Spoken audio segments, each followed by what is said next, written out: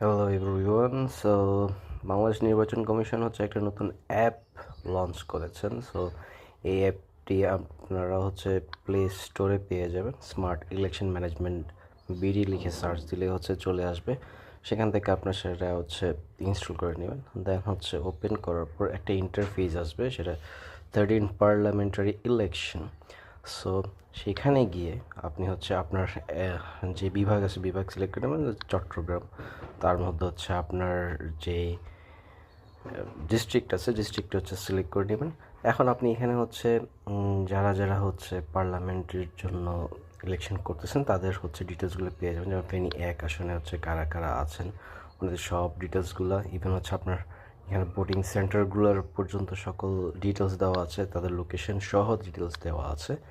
Same case আপনি যদি হচ্ছে অন্য কোনো জেলারও দেখতে চান, সেই ক্ষেত্রে সেগুলোর প্রত্যেকটা আসনের সকল তথ্যগুলো আপনি এখানে পেয়ে যাবেন।